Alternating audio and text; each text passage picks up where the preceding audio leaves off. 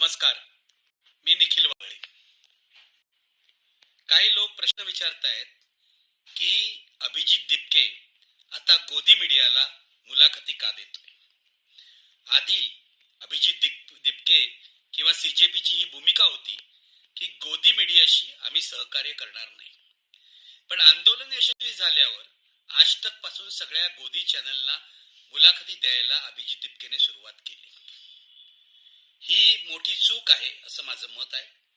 याचं कारण याच मीडियाने सीजेपीच्या आंदोलनाला बदनाम करण्याचा प्रयत्न केला, अफवा उठवण्याचा प्रयत्न केला आणि आता ज्या विद्यार्थ्यांवर FIR झालेत त्यांना बदनाम करण्याचा हाच मीडिया प्रयत्न करतोय.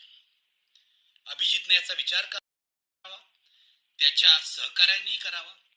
यश मिळालं की माणसं रंग बदलतात, तसा रंग अभिजितने बदलू नये.